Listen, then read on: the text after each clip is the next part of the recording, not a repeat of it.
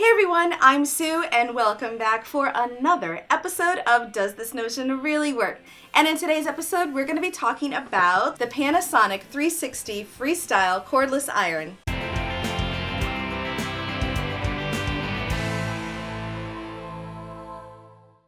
And if you haven't already, be sure to subscribe below and don't forget to click the little dinger button. This way you'll get alerts every time I upload a new video. So about a month and a half ago, my old iron, which I've had since my daughter was a baby, finally just stopped working on me. It was working, but it wasn't working like, that your iron is working. So I figured it's time for me to get a new iron. I started doing my homework. I asked a lot of other friends, some of my customers, some of my friends that are designers, and I just wanted to get like a good variety of opinions. And the Panasonic 360 just kept coming up in conversation. So I thought I would give it a try, and I'm going to give you my thoughts and feedback on it. So let's go ahead and get started. All right, so let's go ahead and open up our Panasonic box. Once you get the box open, you're going to find the set of instructions and of course the little warnings that come along with it. And then you can go ahead and remove the plastic, pull that little handle, and this is the coolest thing. The entire iron and carrying case come all together. Look how adorable this is. There's little side hinges, and that'll allow you to just pop it open, and you can just remove all the plastic and paper and just take your time with that and make sure you don't miss anything. Okay, let's take a closer look at the iron. First you have your shoot button, then you have your spray miss button, and of course the steam and dry selector. Next up you have your water fill cover, and of course your spray nozzle. Then there's your sole plate. Watch out, I get hot. And next up is my favorite part of this iron. It is the power base. Inside here lives your power cord, and if you give that guy a tug all the way until it reaches the red line, it'll retract itself right back in. And that's where the cord reel unit lives. Of course you can't see that. And just like any electrical item, there is a warning on the side. Make sure you check it out. And the next up is your temperature control pad, which we'll talk about a little bit later.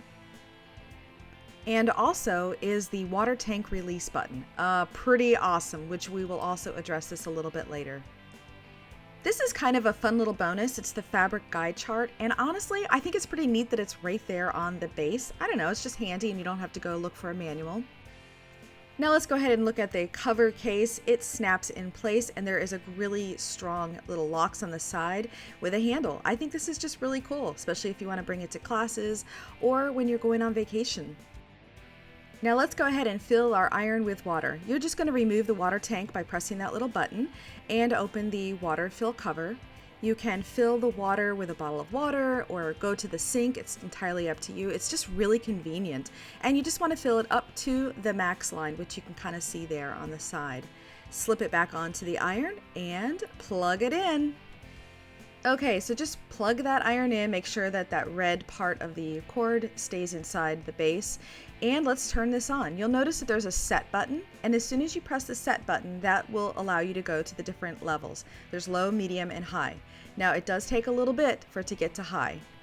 I figured it was about a minute. Just like any iron that you've used before, you can use your shoot button or the spray.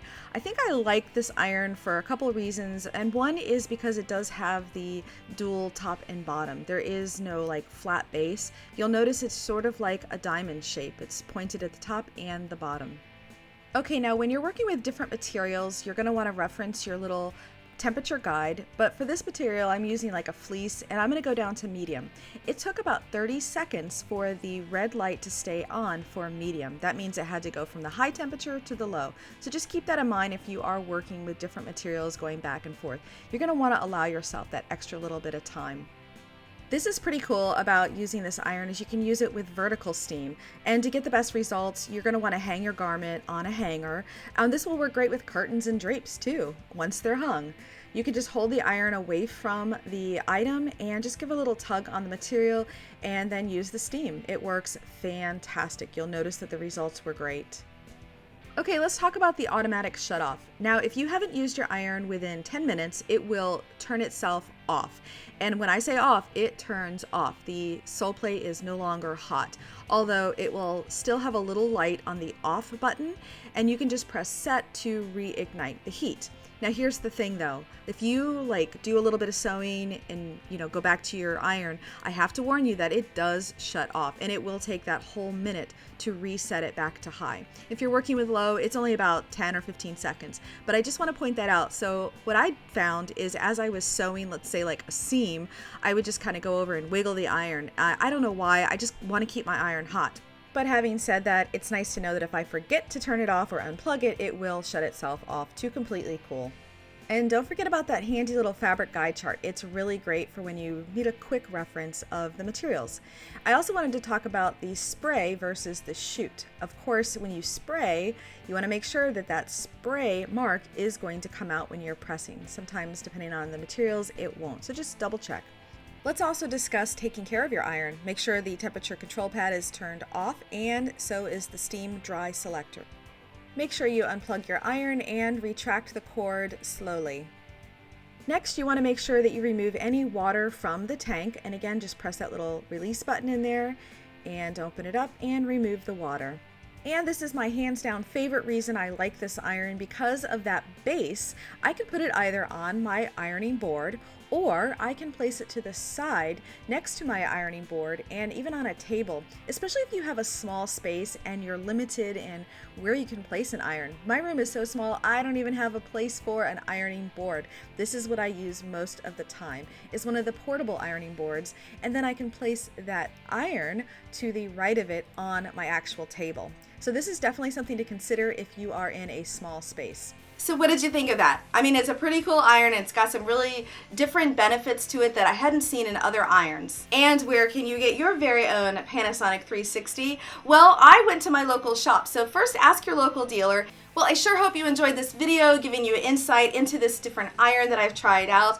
And if you did like it, do me a favor and give me a thumbs up. And don't forget to subscribe below and click the little dinger button. This will give you notifications every time I upload a new video. And if you are a social butterfly like myself and you like behind the scenes kind of things, do me a favor and follow me over at Instagram, Pinterest, and Facebook. I am everywhere at Sue O'Very Designs. You can also follow me on my Facebook fan club. We have a lot of fun there. We post daily. It's fun to see what the other fans are posting and projects that they finished. It's a good place to ask questions too, and even if I'm not available, I love when my other fans kind of join in and help answer questions. And go ahead and post pictures that you've finished of Sue O'Very Designs projects, because then you'll get a chance to see them posted here and of course all over social media. And until I see you next time, I hope you have a creative day. Bye-bye! If you haven't already, be sure to subscribe below. And don't forget, you can also follow me on Instagram, Pinterest, and Facebook. Have a creative day. Bye-bye!